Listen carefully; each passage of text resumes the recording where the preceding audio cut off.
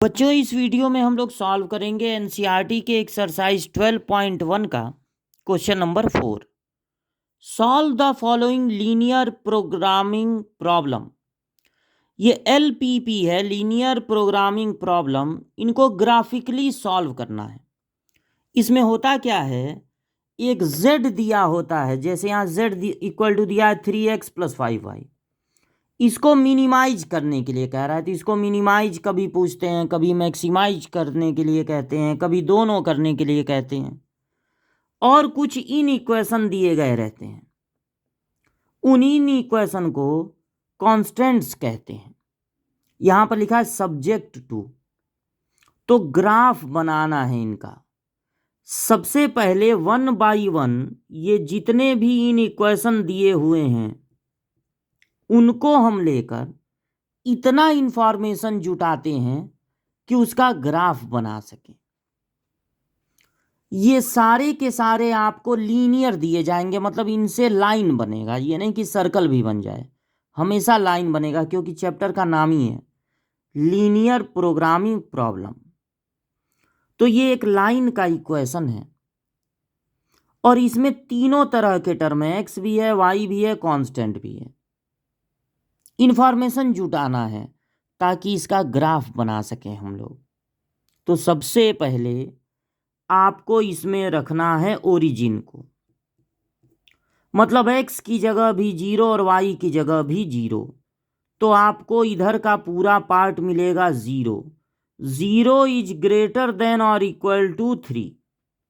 अब बताइए ये बात सही है कि गलत। 0 न तो 3 के इक्वल होता है और न ही बड़ा होता है 3 से, यानी ये बात गलत है, ये फॉल्स हो गया। अब इसका लिखते हैं इक्वेशन फॉर्म, मतलब यहां पर इक्वल टू लगा के लिखेंगे। तो x + 3y इक्वल टू हो गया 3। अब एक बार y की जगह 0 रख के x की वैल्यू फाइंड करते हैं। एक बार x की जगह 0 रख के y की वैल्यू। तो जब आप y की जगह 0 रखेंगे तो केवल x बचेगा, x इक्वल टू 3। और जब x की जगह 0 रखेंगे तो बचेगा 3y। 3y इक्वल टू 3, यानी y की वैल्यू हो गई 1। अब इतने इंफॉर्मेशन से इसका ग्राफ बन जाएगा। दूसरा वाला इन इक्वेशन ले लेंगे। अब इसमें भी तीनों तरह के टर्म हैं, x भी है, y भी है, कांस्टेंट भी है। सबसे पहले इसमें रखेंगे ओरिजिन। तो x और y दोनों की जगह 0 कर दिए, तो मिलेगा 0 इज ग्रेटर देन और इक्वल टू 2। 0 न तो बड़ा होता है 2 से, न ही इक्वल होता है, यानी ये हो गया फॉल्स। ओरिजिन रखने पर आया फॉल्स। अब इसका इक्वेशन फॉर्म लिखेंगे, तो यहां इक्वल टू लगा के लिख देंगे, यानी x + y इक्वल टू 2। एक बार y की जगह 0 रख के x निकालेंगे, एक बार x की जगह 0 रख के y। तो जब y की जगह 0 रखेंगे तो x इक्वल टू 2 और x की जगह 0 रखेंगे तो y इक्वल टू 2। इतने इंफॉर्मेशन से इसका ग्राफ भी बन जाएगा। अब यहां देखिए दिया है x, y ग्रेटर देन और इक्वल टू 0, मतलब x और y दोनों के लिए बात है। x भी ग्रेटर देन और इक्वल टू 0, y भी ग्रेटर देन और इक्वल टू 0। तो देखिए x इक्वल टू 0 किसको कहते हैं? x इक्वल टू 0 कहते हैं y एक्सिस को। अगर y एक्सिस है, जैसे ऐसे होता है x एक्सिस, या यहां बना भी दे रहे हैं,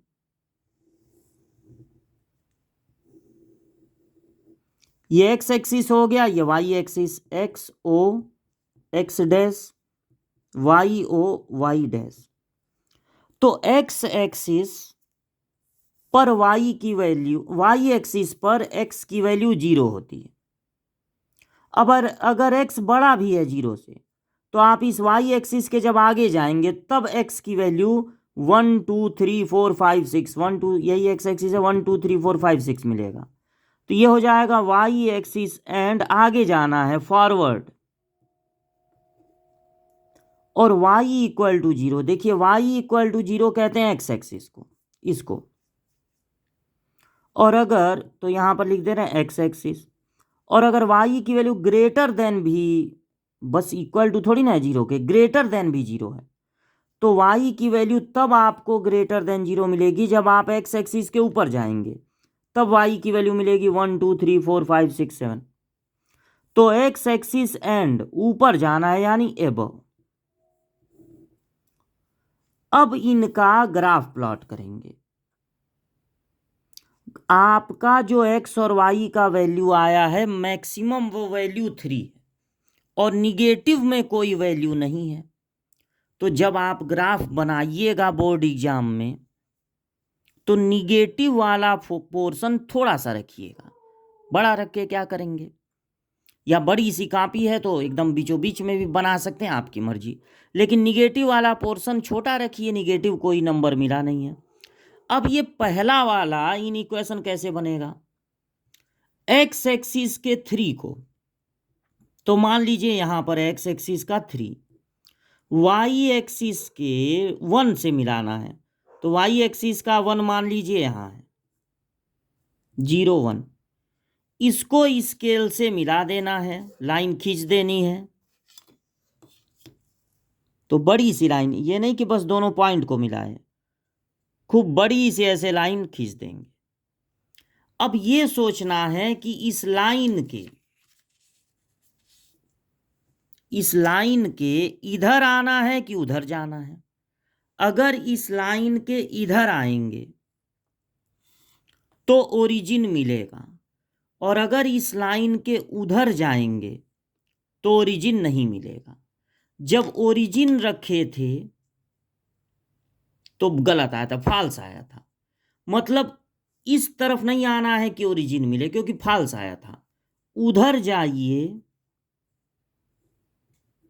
जिधर ओरिजिन न मिले। अब ये देखिए एक्स एक्सिस के 2 को, तो मान लीजिए 2 है यहां, वाई एक्सिस के 2 से मिलाना है, तो मान लीजिए 2 यहां है, वाई एक्सिस का 2 यहां है, तो इन दोनों पॉइंट को मिला देंगे। बस ये ध्यान रखना है ना, 3 के पहले 2 आता है, एकदम नाप नाप के इसको बनाने की जरूरत नहीं है। अगर 2 इक्वेशन है, अगर 2 से ज़्यादा 3 इक्वेशन होते हैं, तब उसको बारीकी से बराबर डिस्टेंस लेके मिलाना जरूरी होता है। 2 इक्वेशन में कोई दिक्कत नहीं। तो ये आप मिला दिए। अच्छा, इसमें भी ओरिजिन रखने पर फॉल्स आया था, तो उधर जाइए जिधर ओरिजिन ना मिले, मतलब उधर भागिए, ओरिजिन की तरफ नहीं। 2 ठो और हैं, वाई एक्सिस एंड फॉरवर्ड, और एक है एक्स एक्सिस एंड एबव। अब आपको ढूंढना है कॉमन रीजन। कौन सा रीजन सब में कॉमन है, मतलब कि इसके ऊपर भी है, इसके आगे भी है, इसके ऊपर भी है, इसके ऊपर भी है। अगर आपके क्वेश्चन में 2 ही इक्वेशन है और दोनों के दोनों ओरिजिन से दूर भाग रहे हैं, अगर आपके क्वेश्चन में 2 ही इन इक्वेशन है और दोनों ओरिजिन के उधर भाग रहे हैं, तो ये जो ओपन एरिया होता है, ओपन,